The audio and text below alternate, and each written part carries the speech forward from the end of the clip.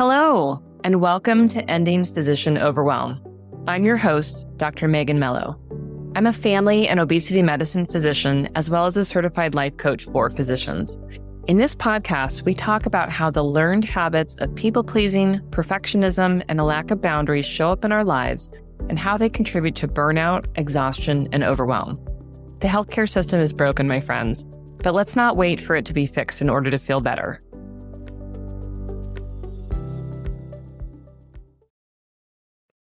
So what happens when I ask you to take a deep breath? Or have you tried deep breathing? I know. I can hear your eyes rolling from here through your phone. I get it. But friends, today we are going to be talking about breathing. That's right, just breathing. Because we are working on trying to take better care of ourselves. All right, so welcome, as always, my friends, to Ending Physician Overwhelm. If you don't know me, I'm your host, Dr. Megan Mello. We are working through a 10-week challenge, and this is week 3 of the 10-week Recharge Challenge for women physicians, where we are highlighting each week one small practice that we can start to incorporate regularly into our days or our weeks to help reduce stress and improve our health. For so long, we have been conditioned to give to others and to ignore our personal health, to ignore our personal needs. There is a time and a place for that, right? You probably aren't going to stop and take a snack break in the middle of a code, even if you're very hungry, because there's something very real going on. But we have to get into the practice of regularly taking care of ourselves, eating food, sleeping, taking a break, a rest, spending time with our loved ones, moving our bodies, sleep. I probably said that already. You can tell I really like sleep. But breathing is one of the areas where we could all use some help. Now, that's true of humans in general, but it's also true of us. I don't know if you will join me on this, but I know that I have really noticed myself breath holding in the last couple of weeks as I have been sort of thinking about this challenge and thinking about my self-care, more actively to bring it here to you. And I just finished reading this book I want to highlight called Breath by James Nestor. Now, this came out a few years ago. It's a great book. It's an interesting book, written by a non-physician, a non-respiratory physiologist, just a human, a journalist who fell down a deep rabbit hole into the science of breathing and how most of us have gotten it wrong. So if you've been following the challenge, again, this is week 3, we are just focusing on breath this week. In week 1, we focused on incorporating yoga nidra, which is a yogic sleep meditation type practice that brings deep restfulness to us. In week 2, I asked you to increase your intake of greens. Eat your damn greens, as I said. We were trying to incorporate more leafy green vegetables and more cruciferous vegetables in because of the physiological benefits that they bring. You might enjoy the taste, but these two practices, yoga nidra and incorporating more greens, take a little bit more time, right? We need to set aside the time to do the yoga nidra practice, which might be as short as 5 minutes. It can be as long as 20, 30 minutes. There are hour-long ones. I'm sure there's even longer ones available, right? But we need some time to be able to dedicate it to that. Incorporating more greens into our diet also takes more time, right? We need to figure out how do we bring that into our house or into our meals somehow. If you're the person who, does the grocery shopping or orders the groceries or, prepares the food or whatever it is, right? We need to be able to spend a little bit of time being intentional in order to bring more. Now, I hope I've given you ideas of how to make that easy and repeatable, but those two practices take a little bit more time than what we're going to spend on this one. But this one, attention to our breath, is shorter. It's portable, right? We can do it anywhere. We don't need to buy anything. We don't need to be in a particular space. We could be sitting, standing, lying down, walking, running, right? We could be anywhere and do this practice. And that makes it really matter, right? Because it is small, portable, and repeatable. And the more often we do it, the more benefit that we take from it. Now, again, insert your eye rolls here. I feel you. When someone tells us, take a deep breath, right? They're telling us to, get out of our feels. You're being emotional, right? That seems like the context in which it often comes up. There is a space, right, for us to be able to recognize our emotional state when we are being asked to pause like that. That has its place. But what we are doing here is really simply focusing on the breath. So when I say we're going to practice deep breathing, we aren't trying to meditate in particular. We're not trying to focus on our emotions. We are simply going to stop and focus on breath in and breath out. So I referenced the book Breathe by James Nestor. If you want a really interesting and deep dive into the subject and into all of the different practices that have existed throughout human history, many of which he argues we have forgotten or ignored or belittled, it's a good read. I don't think you have to read it if you want to sort of, just get started with the practice. I'm also going to link in the show notes to an article, which is basically kind of an intro to the book. But he makes a compelling spin for why should we focus on this more. So you can go down that rabbit hole and read the whole book if you like. But he really presents a compelling argument about how our ability to breathe affects us emotionally, physically, physiologically, and how our inattention to breathing and our inattention to sort of the impacts of some of modern life and modern life for the last several hundred years. This is not just talking about, since the invention of our smartphones, but that has really affected our breathing and our ability to breathe so much so that it's actually changed the structure of our face and our muscles that are associated with eating and breathing. Really interesting.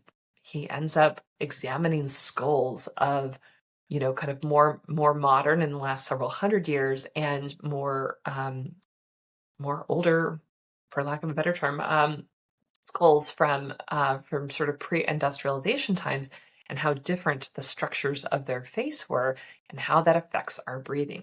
So again, you can go deep down that rabbit hole, but you do not need to in order to sort of reap the benefits here, because we are just going to dive in and start to practice breathing. So if you, like me, don't spend a lot of time and energy thinking about your breathing, but would like to get better about it, that's what we're going to do here. We are going to be practicing doing breathing this week. Okay, so let's actually get it done. So we tend to know that deep, slow breathing is good for us. Again, you can sort of do a deep dive and get into all the physiological benefits of it, but it's interesting. He talks about how actually we tend to overbreathe and we tend to take in more oxygen than might be helpful, and we tend to breathe out more carbon dioxide than might be good for us. Again, I'm not going to dive into the physiology. I'm not a respiratory wonk. I don't like any, to be quite honest. But we're going to focus on slower breaths and a balance of the inhale and the exhale. There are variations that I will mention on this practice, but just do me the favor of going along with me as we practice this exercise. We are going to be breathing in for a count of 5 and out for a count of 5. I'm going to invite you to breathe in through your nose and out through your mouth. If you have been doing yoga nidra, you'll know that a lot of the time there is a cue to breathe in through your nose and out through your mouth with a sigh. If you would like to do that, please feel free to go ahead and do that. we are going to be doing we're going to be doing 6 cycles, 6 breaths. It's going to take about a minute. I'm going to cue you and we're going to do that together. If you are listening to me right now on this podcast, don't skip this. It doesn't matter if you're in your car. It doesn't matter if you're driving or not driving. It doesn't matter if you're walking or running or putting together dinner for the kids. It doesn't matter if the kids are listening. We are going to just take a minute and do this together. It sounds like a good idea. It's something that we know would benefit us, at some level, but it's so easy to skip over it and choose not to do it. To be like, yep, that sounds good. Yep, I should breathe more. I should slow down. I should do that. We're going to do it here together. Okay. So it doesn't matter what you're doing. And as we do this, I just want you to just go with me and we're going to do it together. Okay. So get yourself ready. If you're walking or running, you don't have to stop. If you're driving, you don't have to stop. You're welcome to do that, but you don't need to. I want you to keep this simple and we're just going to do. So I'm going to cue you breath in 1, breath out 1. I'm going to keep track of the time for you. Your job is just to breathe. And when we are breathing in, I want you to continue breathing in until you hear me say breathe out. That's all you have to do. Like I said, we're going to do a cycle. We are going to do 6 breaths, 5 seconds in each breath, 5 seconds out. All right. So we're going to get ourselves ready here. I'm going to cue you. Please just follow along. All right. Breath in. Breath out. Breath in. Breath out. Breath 3 in. Breath 3 out. Breath 4 in. Breath 4 out. Breath 5 in. Breath 5 out. Breath 6 in. Breath 6 out. That's it. That's it. That's all you need to do. That is all you need to do to participate in this week's challenge. Now, what I do need you to do is to figure out, where will I do this? When am I going to practice this? I would like you to pick at least one time per day that you're going to choose to do this. It could be when you're in front of your mirror brushing your teeth, although take a break from brushing your teeth while you're doing it. It could be before you get out of your car to go into work. It could be when you get into your car to come home, or when you pull into the driveway or the garage. It might be before bedtime. It doesn't matter where or when. You could do this while you were waiting in line to get your coffee, right? You could do this while your coffee is brewing in the morning. You could do this in between patients. If you have, if you're in clinic, before you go into a room, you could do this outside the door. You could do this, before you go into the patient's room in the hospital. You could do this while you are scrubbed in, but the team is not quite ready. You don't have to tell anyone what you're doing. You can just sit there and focus on 5 seconds in, 5 seconds out. Now, the variations that you may have seen in this practice could be box breathing, where you breathe in for 5 seconds, you hold the breath in for 5 seconds, you breathe out for 5 seconds, and you hold the breath out for 5 seconds, right? Creating that nice box pattern. A variation of that is triangle breathing. Breathing in for 5 seconds, out for 5 seconds, hold your air out for 5 seconds. Now, this is physiologically different from finding yourself breath holding, right? When we are doing intentional breath holding like this in a slow practice, it does different things for your body, okay? So when I reference that I find myself breath holding, that's not so great, right? When we find that we're not breathing. And he talks about that in the book, and how that ultimately ends up triggering more anxiety in our amygdala. Again, you can go down that rabbit hole or not, but when we're talking about this intentional breath holding, it has a different physiological function and again, sort of serves to slow us down. When we have a nice, smooth, long exhale, right? We push that air out and we hold it out. That has benefits in terms of our heart rate and our blood pressure, right? I don't think we have to go that far into our memory banks to realize, oh yeah, your heart rate slows down as you're breathing out, right? We remember that. So, this is a way for us to practice a very simple, straightforward practice that has physiological benefits, that help to address that sort of fight or flight energy that we are so constantly living in. So, your job is just to do it, to figure out where and when you're going to do it, and what reminders do you need to do it? Do you need to set yourself a reminder on your phone?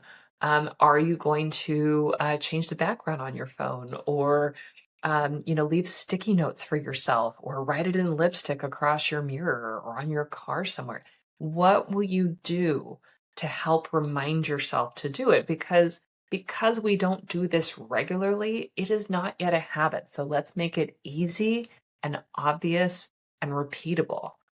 If you know that you can do this a few times a day, like again, we're talking very simple, very brief practices. Again, while you're standing in line for something, when you are, pulled into the driveway and you're about to go into the house after a long day, right? Those are easy, repeatable things where you could easily drop this practice in so that you're doing it more regularly. We're not going to necessarily have this moment where it all of a sudden just feels like it washed away all the stresses of our day. But when we cumulatively come back to these practices and practice them regularly, we will notice that we carry less stress in our bodies, right? It creates innate resilience.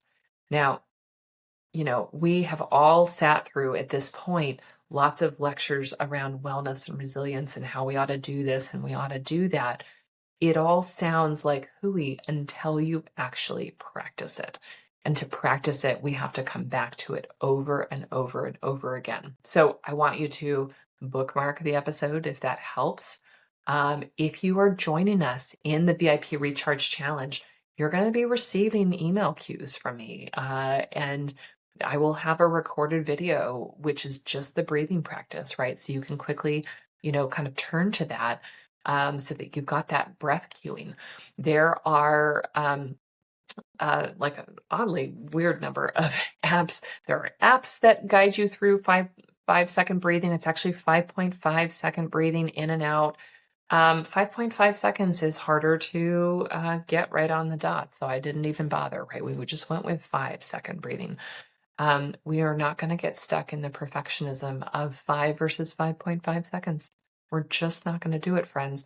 But there are other guided things that could take you through it. So there's YouTube videos, there's podcast sort of episodes on it. So if you want to have some cueing to help you do it, find one of those resources, bookmark it, come back to it so that you don't have to count to 5. And you don't have to count to 5. The intention is nice, slow, steady inhales and exhales repeated in a sequence for about a minute. Don't overthink this, my friend. And what happens when we do this? So if you are doing the VIP Recharge Challenge and if you're practicing the Yoga Nidra, right, you are already doing some deep, slow breathing on a regular basis because that is a natural part of that program. And the slow breath in through your mouth and a sigh out of your mouth as you exhale is naturally part of that. So you're doing some of that already. This is incorporating just the breathing part in short little bursts. You can think of this as cross-training your body in stress reduction, right? We have some longer practices. We have some shorter practices. We have some things that are things that you do. We have some things that are ways that you feed your body. We're going to get into some other areas that will help to combat stress. Some of these are going to feel more doable than others to you. Some of them are going to feel more tangible benefits than others. Just try it out. Just show up for yourself each week. Come listen to the podcast episodes. Join the Recharge Challenge. I've made this little challenge. It's exclusively for women physicians, curated resources that come to you that remind you to participate, remind you to show up, give you some suggestions and tips to help make this easier, including a little video. If you are someone who needs the data, I encourage you to go and get the book, Breath by James Nestor. Give it a read. If you want a little bit of info and not a lot, read the article that I'm linking to in The Guardian. You'll find those both linked in the show notes. Or I also really highly recommend the telomere effect. That's what we're doing with this Recharge Challenge, is that we are trying to incorporate practices that make a literal difference in reducing stress and inflammation that affects our health and longevity, right? You can go back to episode 200 where I talk in more detail about the telomere science, but we are just trying to drop in regular practices that you can start doing. Now, none of this is going to fix the broken healthcare system that we work in, right? That is not the goal. The goal here is reminding you to take care of you. That is what we do here. The healthcare system, my God, we talk about that all the time. It is very broken, and we are all working to some extent in a broken, toxic healthcare system. There's no escaping that. And even if the system fixes itself, right, we are still going to be responsible for taking excellent care of ourselves. So this 10 weeks, we are focusing on taking excellent care of ourselves in little, short, repeatable things that we can start to do over and over again so that we feel better, so that we enhance our resilience and our well-being, right? So that hopefully, we don't get sick as often as we're in cold and flu season, right? We're definitely back in the thick of it, so that we are taking excellent care of ourselves in the end of 2025, going into 2026, being a better version of ourselves, through one little simple practice at a time.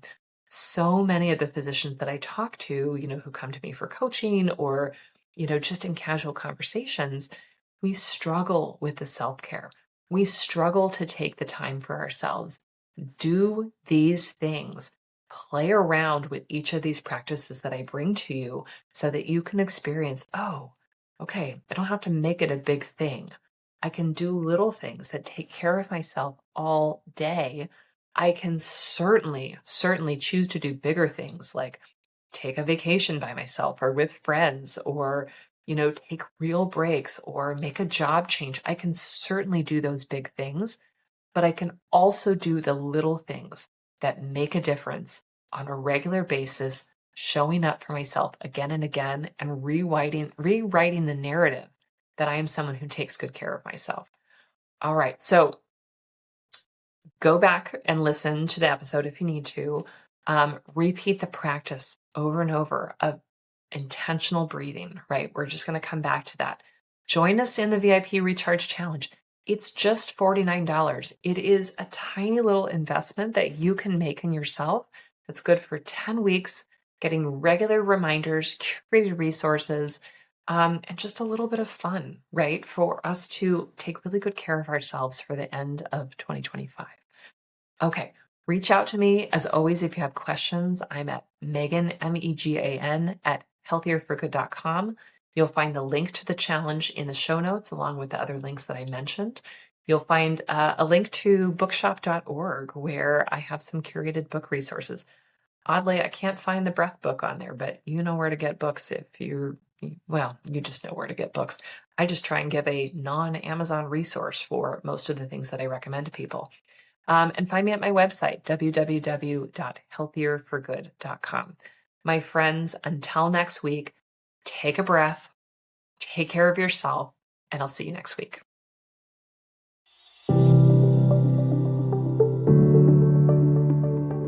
Well, that's our show for today. Thank you as always for listening. To learn more about my coaching programs, head to www.healthierforgood.com. And if you love this podcast, please drop us a review on iTunes or support the show by clicking the link in the show notes. Until next time, take care.